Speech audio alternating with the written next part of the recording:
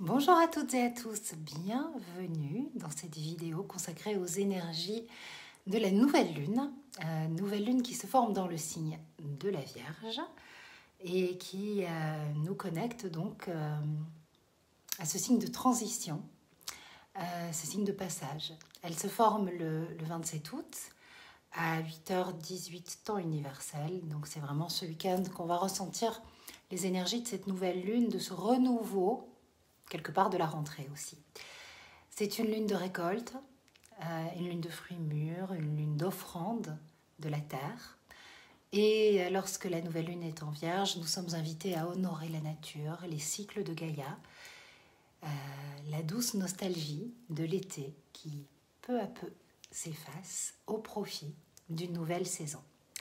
Car le signe de la Vierge, c'est un signe de transition, un signe de passage, un pas sage. C'est aussi un signe de prévoyance, d'anticipation. La Vierge, elle nous invite humblement à saluer le déclin du soleil pour passer à autre chose. Et si on veut, on peut ressentir ce soleil qui était au niveau du plexus doucement, cette chaleur se déployer maintenant au niveau du chakra racine pour nous connecter à la terre, à nos bases, à l'essentiel. La Vierge, c'est un signe qui prend soin, qui se soucie des petits détails, qui affine, qui peaufine, qui trie, qui range, qui classe, nous invitant à faire de même sans nous mettre la pression. Car anticiper, ça ne doit pas forcément rimer avec stresser. Et ce qu'il faut retenir, c'est que l'anticipation, c'est quelque chose de naturel pendant la saison Vierge. C'est même la bonne chose à faire. De même que calculer, organiser, faire des listes. Mais, je dirais encore une fois, vraiment, sans basculer, ça va être ça le challenge, sans basculer dans la performance. Le mode Wonder Mama, Wonder Papa, Wonder Femme, homme, boss. Vous savez, cet être qui doit absolument à la rentrée, aller savoir pourquoi, atteindre ses objectifs, devenir une meilleure version de lui-même avec des beaux cahiers bien propres au cas où. Et puis, voilà, il y a vraiment une notion de performance et de rentabilité qui est accentuée par un carré à Mars. On en parlera un peu plus tard. Mais donc, parce qu'on entre dans une ère, une nouvelle ère, où on prend conscience que vouloir changer de comportement dans le but de s'améliorer, eh bien, c'est tout simplement renier qui nous sommes. C'est un petit peu comme si ce qu'on est, c'est pas assez bien. Nous sommes qui nous sommes. Ni parfaits, ni imparfaits. Simplement humains. Des humains en chemin. Et on fait, j'en suis persuadée, du mieux que l'on peut. Et bien sûr que l'on peut apprendre à sortir de schémas répétitifs qui nous font souffrir. Mais ça, c'est pas changer de comportement, c'est changer quelque chose qui nous fait mal. Mais cessons de nous en vouloir, d'avoir des regrets et surtout arrêtons de ne pas nous accepter tels que nous sommes.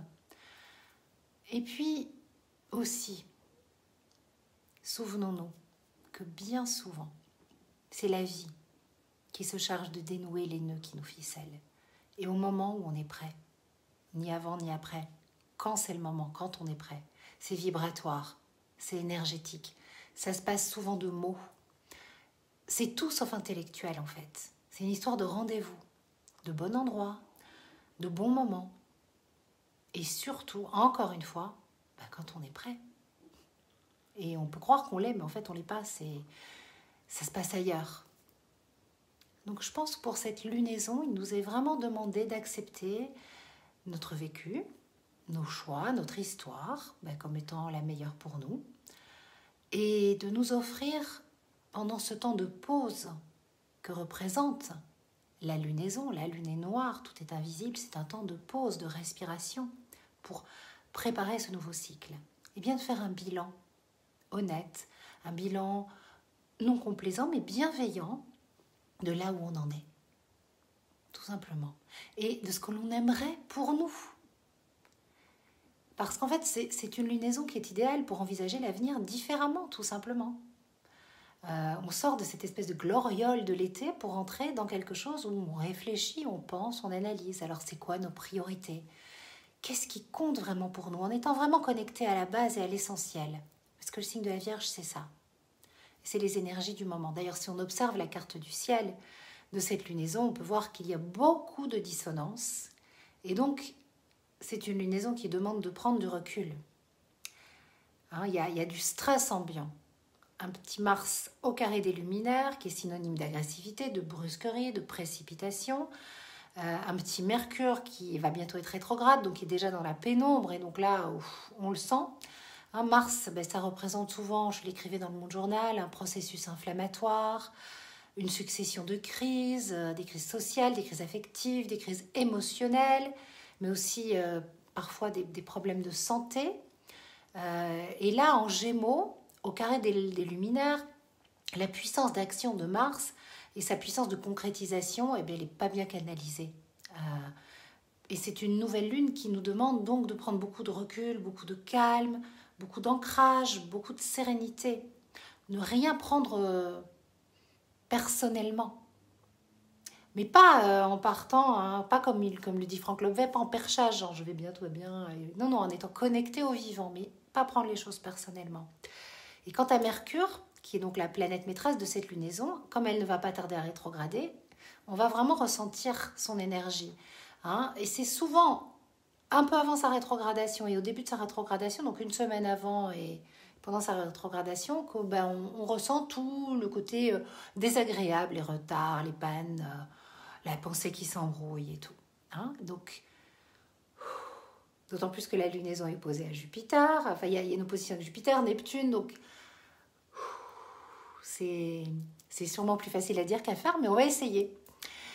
Et je pense vraiment que pour cette nouvelle lune, on va devoir lever le pied, prendre du recul, chercher l'intériorisation, la réflexion et les réponses à l'intérieur pour trouver la meilleure façon de faire et d'agir. Mais c'est vrai que je pense que ça risque d'être assez challengeant. Je commence à le sentir autour de moi par les témoignages. C'est vrai qu'avec Vénus au carré d'Uranus en Taureau, opposé Saturne, au niveau émotionnel, on est sacrément poussé dans nos retranchements. C'est difficile de rester neutre, d'être dans cette position de témoin ou d'équanimité. Mais en fait, c'est comme ça, hein, on va respirer, on va se rappeler que c'est transitoire, que tout est cycle, qu'on est humain, qu'on a des réactions et qu'on fait du mieux qu'on peut. Et puis, j'ai envie de vous dire aussi, vous savez, ça fait un moment que les énergies, elles sont dissonantes. Ça s'apaise par rapport à cet été, mais là, avec cette lunaison, chaque fois, les lunaisons, ça réactive. Donc, au lieu de s'en prendre au ciel, on regarde, en fait, ce qui dissonne en nous. Attention, pas ce qui cloche en nous, parce qu'il n'y a rien qui cloche en nous. Ce qui dissonne en nous. Parce qu'on le sait, l'univers, c'est un hologramme. Le ciel étoilé, c'est le reflet de notre ciel intérieur, de la conscience divine, de la conscience collective.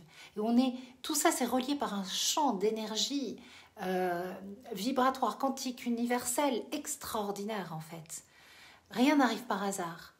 Et nos problèmes, ils ne viennent pas de l'état du monde ou de cet autre qui est en face de nous. Ils proviennent de l'état de notre monde intérieur.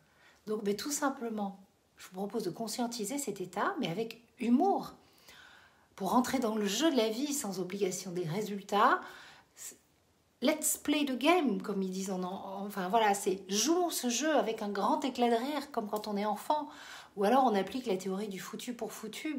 Foutu pour foutu, vu que les planètes, elles ne nous laissent pas vraiment tranquilles en ce moment, on va en rire, on va jouer. Et puis on ne va pas se mettre d'obligation de résultats. C'est un jeu. Ne prenons pas tout ça trop au sérieux. C'est fatigant, mais le meilleur est à venir et le pire est derrière nous, je dirais. Allez, je vous propose qu'on fasse un petit tirage de cartes avec l'oracle de la Lune et l'oracle des Gardiennes. Tadam. Pour avoir des réponses à vos questions, voilà, peut-être que ça pourrait être, c'est quoi mon essentiel? Vous pouvez poser une question précise aussi, puisque l'oracle de la Lune répond de façon précise. Alors, je reçois des fois des messages de personnes qui me disent il est en rupture de stock. Bon, non, franchement, il n'est pas en rupture de stock, il en reste. Je pense qu'à Noël, il sera en rupture de stock, mais là, on en a commandé quand même suffisamment.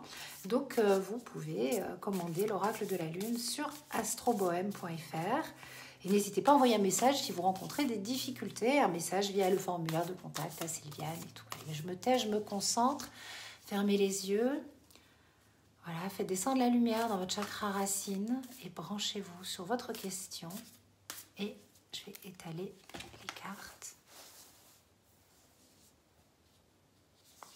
Et voilà. Oh, lune des fleurs. Crois fort en ce rêve.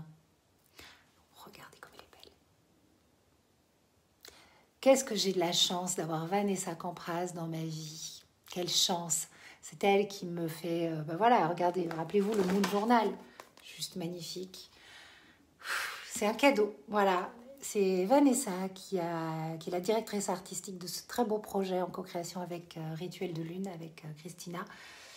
Et voilà, les cartes sont belles, donc l'oracle vibre et les réponses sont d'une précision. Cet été, avec mon mari, on a beaucoup fait les cartes. C'était amusant de voir à quel point, à un moment, je dis, mais enfin, t'as vu le nombre de cartes? Il sortait tout le temps la même carte. Genre, le message est clair. Et ça arrive très souvent. Voilà, j'ai des très beaux retours de votre part, mais là, je suis quand même... je suis la première à être bluffée de ce qu'on a fait. Alors, donc, je vous lis le message. Lune des fleurs. Laisse-toi fleurir. Tu as profondément besoin de t'épanouir. La lune des fleurs vient parfumer ta vie de magie, de fertilité, de joie et de possibilités infinies. Voilà, quand je vous le disais, le pire est derrière nous, le meilleur est à venir. Laisse-toi fleurir. Joue. Amuse-toi. Un grand éclat de rire, un grand éclat de joie. Éclate-toi. Et maintenant, on va poser la question à l'oracle des gardiennes du ciel. Ça pourrait être la même question, avoir quelque chose qui s'affine un petit peu plus, ou alors une autre question. Moi, j'ai déjà ma question. J'ai un projet, je vous dis pas. Cérès, la nourricière. C'est intéressant parce que Cérès est quand même la déesse associée au signe de la Vierge, du Cancer et de la Vierge. Soyez une douce source d'amour. Donc, vous voyez, c'est ce que je vous disais. Par rapport à votre question, soyez dans la douceur, pas dans la performance. C'est une carte d'enfantement, donc c'est une carte qui vous indique que vos projets vont arriver à terme, à maturité, qu'ils sont en gestation, dans la matrice cosmique d'amour, que vous pouvez planter une jolie graine pour cette nouvelle lune.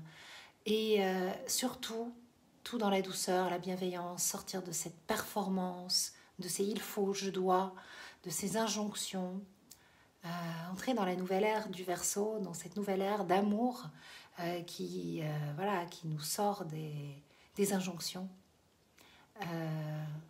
qui nous reconnecte à notre humanité et qui nous permet de nous aimer, nous accepter pleinement tels que nous sommes, avec nos qualités, nos défauts, et on sort des bonnes notes. Voilà ce que je voulais partager avec vous pour cette nouvelle lune. Je vous retrouve bientôt avec de nouveaux projets de rentrée. Il y a des kimonos qui arrivent, ils étaient là depuis un moment. Là, je vais prendre le temps de faire de belles séances photos. Je pense avec ma fille, donc vous aurez des petits, une petite mannequinette trop jolie. Voilà, et puis le Moon Journal. Le Moon Journal qui va être un peu différent. Je vous en parlerai dans la prochaine vidéo. Voilà. Bisous, belle rentrée à vous, belle nouvelle lune, belle installation dans les énergies de la Vierge. Douce connexion à ce signe qui est juste merveilleux, ce signe de transition qui est souvent mal compris, mal aimé, un peu comme le scorpion, Vierge. C'est marrant, hein, Vierge, scorpion, poisson, c'est les mal aimés du zodiaque souvent, alors que vraiment c'est des signes d'une richesse qui nous permettent de planter de si jolies graines. Voilà. Bisous, bisous.